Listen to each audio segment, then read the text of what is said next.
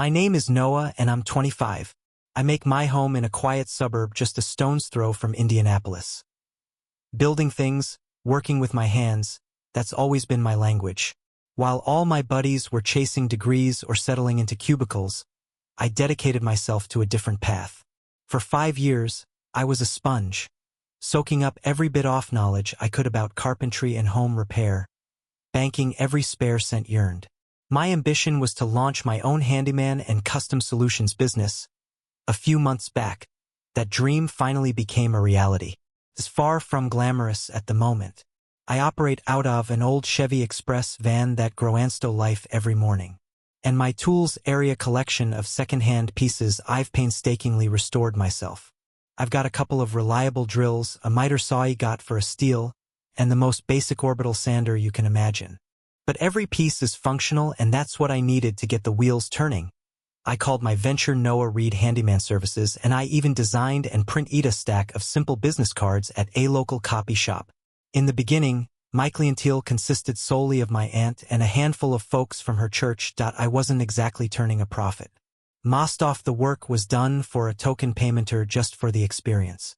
I understood that building a reputation was the first most crucial step. I made a promise to myself. Treat every job, whether it's fixing a squeaky hinge or a full room renovation, like it's for a showcase home. That's how you make a name for yourself. Both. One sweltering afternoon, I was hunched over my small desk in my apartment, meticulously cleaning my tools and fighting off the growing anxiety about whether I'd ever land a truly substantial client. My phone vibrated against the wood. The number was unfamiliar. "Hello," I answered, trying to sound more established than I was. A voice, smooth and articulate, replied on the other end. "Hello. I was referred by a former colleague of mine. I'm looking for someone with expertise in custom interior work, specifically soundproofing. Is that something you handle?" I immediately sat bolt upright. "Yes, absolutely. I specialize in that. I could come by for a consultation tomorrow if that suits you." She provided an address in one of the more affluent neighborhoods. The heavy front door swung inward. My first impression of Harris etched in my memory.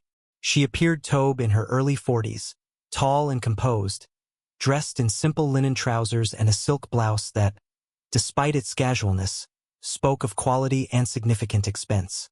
Her blonde hair was elegantly pulled into a low bun. She wore no jewelry besides a pair of simple pearl earrings, and had on no makeup, save for a subtle touch of color on her lips. "Hi, I'm Sophia," she said, her smile polite but reserved. "You must be Noah." "Yes, ma'am. It's a pleasure to meet you." "Thank you for the call. There's no need for ma'am," she responded with a light, airy laugh. "Sophia is just fine." She guided Methruff her stunning home to a room on the ground floor that served as a study. She gestured around the space, explaining her needs. "I'm a musician," she stated, "and I need this room to be completely soundproofed. I've had a couple of contractors look at it, but they either seemed out of their depth or simply stopped returning my calls." I nodded, already taking mental measurements, my mind racing with material lists and construction methods that I can assure you the final result will be better than you expect. I began my assessment immediately. It was a humid Indiana day, and I could feel a bead of sweat tracing a path down my spine within minutes. My laser measure was new and worked flawlessly. A small victory in itself. I was meticulous, checking the wall density, the window seals, the door frame, everything that could potentially leak sound. I even pointed out a subtle vibration coming from an HVAC vent that would need to be dampened, something she said no one else had noticed. At one point, I glanced up from my notes and saw her standing in the doorway watching me with a focused intensity. I offered a brief professional smile and returned to my work. About an hour later, as I was finishing my detailed project proposal right there on my tablet, she walked fully into the room. I stood up and wiped my hands on my jeans. "This is incredibly thorough," she said, looking over the plan I'd outlined. "You genuinely understand the science behind it." "Thank you. I believe in treating every project with the respect it deserves." Then, with a faint, almost challenge, filled the time with small-scale jobs for some new contacts. Fixing leaky faucets, hanging ceiling fans, even assembling a complex piece of Swedish furniture for a frustrated couple. I was still in the trenches hustling for any work I could get my hands on. Each evening, I would check my email and phone, anticipating the official go-ahead from Sophia, but there was nothing. I fought to keep my discouragement at bay, telling myself, "You're just building your foundation." Then, on Thursday morning, my phone chimed with an incoming call. It was her, Sophia. I let it ring once more before composing myself and answering. "Hello." "Hi." "Noah." It's Sophia. "I hope this isn't a bad time." "Not at all. What can I do for you?" I asked, focusing on keeping my voice even and professional. "I was wondering if you might have a moment to stop by again. There's a minor issue with a wobbly bookshelf in my living room. It's a tiny job compared to the soundproofing project, but I was so impressed with your attention to detail that I was hoping you could take a look." "Of course, I can be there this afternoon if that works for you." "That would be perfect." I ended the call staring at my phone for a second. It wasn't just about the big project. She was already thinking of me for other things. Our turning client and a high-value one-at-hat. I gathered a small tool bag and headed over in the van. Pulling into her driveway, I noticed again how immaculate everything was. I grabbed my tools and went straight to work on the bookshelf. It was a large built-in unit, and a few off the shelves had clearly been overloaded over the years. I wanted to impress her again, not just for the potential future work, but because my name was on the line. After about 40 minutes of carefully reinforcing the supports and leveling the shelves, I became aware of Sophia standing nearby, her arms crossed loosely as she observed me. She was dressed in stylish athletic wear, her hair pulled back in a neat ponytail, looking effortlessly chic. "You really are meticulous," she remarked as I stepped back to check my work with a level. "Precision is the most important part of the job," I replied. She smiled. "Not many people believe that anymore." We chat for a few minutes while I worked. It was relaxed, easy conversation about last minute, but I've made far too much food for dinner. "Would you be interested in staying to eat?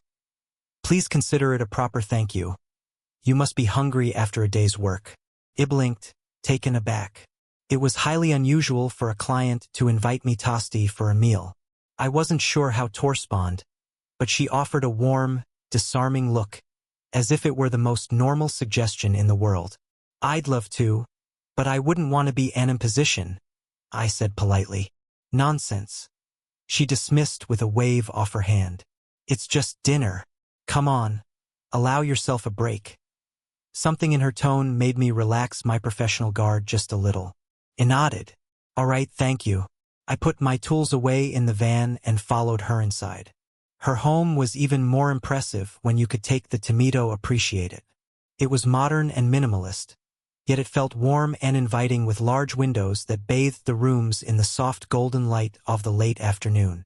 Sophia led me to the kitchen where the island counter was already set for two. She had made a simple but elegant meal of pan-seared salmon with roasted asparagus and lemon. The aroma was incredible. We sat and ate, and the conversation flowed more easily than I could have imagined. She inquired about my business, my background, and my long-term aspirations. I found myself telling her the unvarnished truth that I was operating on a shoestring budget using tools that were older than I was, and that I dreamed of one day having a proper workshop and maybe even an apprentice. "You have a strong sense of purpose," she observed with a soft smile. "That's rare in men your age." I shrugged, feeling a little self-conscious under her praise. "I'm just trying to build something that lasts." After dinner, she opened a bottle of white wine and offered me a glass. I politely refused, explaining that I still had to drive back. "I respect that," she nodded, her gaze lingering on me for a moment. "I'm on with discipline." We sat for a while longer, just talking. It was a strange situation, but it wasn't uncomfortable. There was no awkwardness, just an unexpected rapport between two people from entirely different spheres. As the sky outside began to deepen into twilight, I rose from my seat and thanked recommendation. Word of mouth is powerful in communities like that, and people were impressed with me thoroughness. I was deeply grateful, but the pace was exhausting. Then came Friday afternoon. I was just finishing up installing a new set of custom shelves for a client when my phone buzzed. It was her, Sophia. Hello, Noah. Are you free tomorrow? I wiped a layer off sawdust and sweat from my forehead and couldn't help but smile. I believe I can be. What's on your mind? It's time to start the music room. I've cleared my schedule for the next few weeks to be available for any questions you might have. I agreed without a moment's hesitation. Sophia had become not only my most promising client, but also a source of unexpected encouragement. I'd be lying if I said I didn't look forward to working at her house.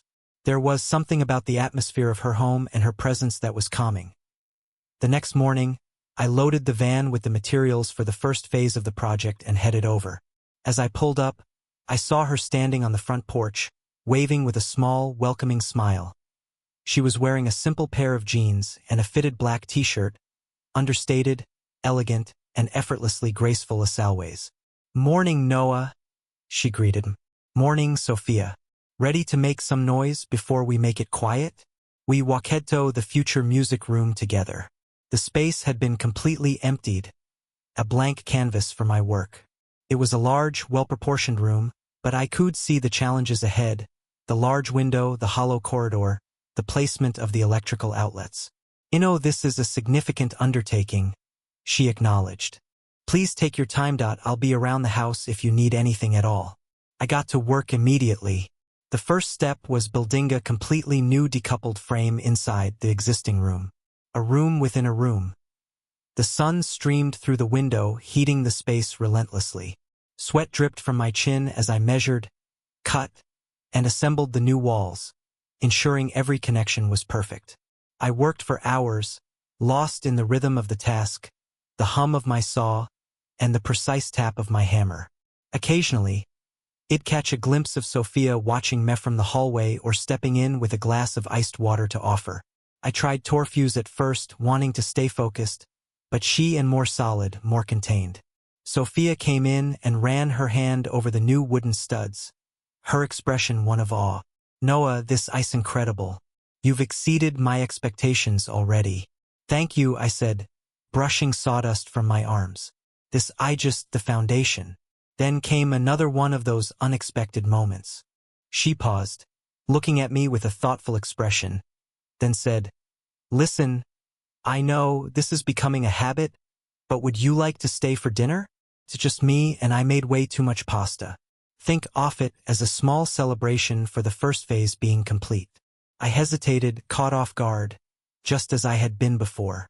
This was definitely not standard client-contractor etiquette, but something about her tone, the casual sincerity in her eyes, made it feel completely natural. "Sure," I replied after a moment. "Thank you." I packed up me tools and followed her inside. Her home felt different in the evening, the lights low, casting a warm, peaceful glow. Soft classical music, a cello sonata, played from a hidden speaker in the living room. The scent of garlic and basil filled the air. We sat at the kitchen island again. The conversation picked right back up where we had left off. I told her about growing up, about me father teaching me to use tools, and about the struggles of trying to get a business loan as a young black man with no collateral. Sophia listened with an unnerving intensity, her eyes never leaving mine, asking insightful questions. It never felt like an interrogation. It felt like she was genuinely trying to understand me. "You're very resilient, she said at one point. "Most people would have given up. I don't know if it's resilience or just being too stubborn to quit." I laughed. We finished dinner and she opened another bottle of wine. You won't have any because you're driving, but I'm having a glass," she said with a playful smile. I smiled back. Fair enough. It was late by the time I finally stood to leave. I thanked her again for her generosity. As I walked toward the front door, she followed and placed her hand gently on me forearm just for a second. I meant what I said. "I'm so glad I found you for this project," she said softly. I nodded, not quite sure what to say.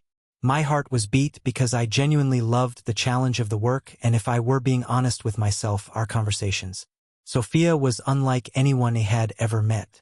There was a quiet confidence about her, a self-possessed calm that I found magnetic. Every morning when I arrived, she would greet me with that same warm smile that somehow made the impending hours of demanding physical labor feel less daunting. On one of those late summer afternoons, she had called me the night before. "Hi, Noah. I know you're busy, but I was thinking about the lighting in the music room. The overhead fixture ISL wrong. Could you install some recessed lighting instead? I'll pick up the supplies and be there tomorrow," I said without hesitation. The next day, I was on a ladder carefully cutting holes in the new ceiling I'd installed, the air thick with drywall dust. As I worked, Sophia came in with 2 cold bottles of water. "You're going to suffocate in here," she joked, handing one up to me. "I've worked in worse," I grinned, pausing to wipe the sweat and dust from my eyes. She lingered in the room, casually watching me work. Our conversations were still friendly and light, but I could feel a definite shift in the undercurrent between us. Little moments, a longer than necessary glance, a shared laugh that felt more intimate than it should have. "I've never had anyone take such care with my home," she said at one point, leaning against the door frame. "You truly love what you do." I nodded, focusing on wiring the first new light fixture. "I'm building a legacy. Every detail matters." She was quiet for a moment after that. "It shows." When I finished, the new lighting completely transformed the room. It was soft, ambient, and professional. I packed up my gear, feeling exhausted but deeply satisfied. "That looks incredible," she said, admiring the effect. "You've earned a break. Would you like to come in for a bit?" The way she asked wasn't overtly flirty. Not exactly. It was casual, but it was laden with an unspoken invitation that I couldn't ignore. I hesitated for only a fraction of a second. "Sure," I replied. Inside, she offered me a seat at her kitchen island while she poured herself a glass of wine. I took a bottle of water from her refrigerator, uncharacteristically serious. "I've been thinking," she began, looking me directly in the eye. "You don't have to say yes." His, "But I've been considering investing in your business. I see how much this means to you, and I believe in what you're doing." I froze, completely stunned. That was the last thing I ever expected to hear. "Sophia, that's incredibly generous, but I don't know if I could accept something like that." She smiled gently, a knowing look in her eyes. "You don't have to decide now. Just think about it. I want to help you build your legacy." I stood there for a second, feeling utterly thrown. No one, not even my own family, had ever offered me that kind of tangible support before. I nodded slowly.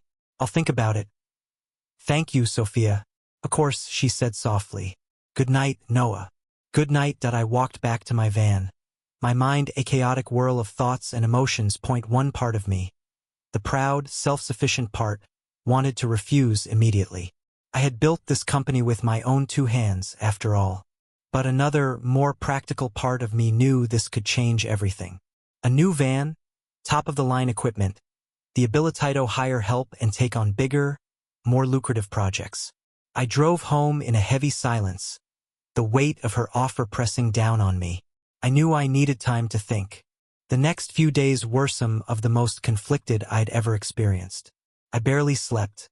My mind was a constant loop of pros and cons. On one hand, I had poured my blood and sweat into every single thing I had. I took immense pride in having built my company from absolute scratch, even if it was still a small, struggling enterprise. On the other hand, Sophia's offer was feline, a shortcut to the future I was working so hard to build. It could change my entire trajectory overnight. By Wednesday, I knew I couldn't let Ithang in the air any longer. I had to talk to her. I called and asked if I could stop by. "Of course," she said, her voice warm and welcoming. "I'll be home all afternoon." I arrived later that day, parking my old van in its usual spot in her driveway. I walked up the stone path to her front door, feeling a knot of nerves tighten in my stomach. This felt different from any other visit. Wes hook hands across the cool quartz countertop. That single handshake felt like a monumental shift. It wasn't just business, and it wasn't romantic. It was something else entirely, a space in between built on mutual respect and a shared understanding. The next few weeks were a blur of exhilarating progress. Sophia had the funds wired to my business account, and I immediately put them to use. I bought a newer, more reliable work van, and had my company logo professionally applied to the side. I upgraded all my primary tools, investing in equipment that was safer, more efficient, and capable of a higher level of precision. I was even able to hire my first part-time helper, a younger guy from the neighborhood named Liam. My business began to grow at a rate I had never imagined possible. By the end of the season, I had a waiting list of clients and was booked solid for weeks in advance. Word of my meticulous work had spread like wildfire. I was no longer just the kid in the beat-up van. I was the proprietor of a reputable company. Sophia remained my client, and the work on the music room continued. Occasionally, after a long day's work, we'd sit on her back patio, sipping iced tea and talking about life as the sun set over her perfect yard. I held up my end of our bargain and started making monthly loan repayments. She never once mentioned the money or checked up on it, but I made sure the payment was the first one I made every month. Our relationship settled into a comfortable, professional friendship. There were no more suggestive comments, no blurred lines, no drama. It was as if we both implicitly understood that what we had was unique and didn't need to be defined or complicated. By the end of that year, my company had flourished beyond my wildest dreams. I finally had enough money saved to start seriously looking for a small house of my own, one with a garage I could convert into a workshop. One afternoon, as I was packing up my tools from Sophia's property for what must have been the 50th time, she walked over. The music room was finished, a masterpiece of acoustic engineering. "You've really done it, Noah," she said, a clear note of pride in her voice. "I couldn't have done it without your help," I admitted, my gratitude genuine. She smiled. "You would have found a way eventually. I just needs a dramatic climax. Sometimes all it takes is the right person at the right time." This was mine.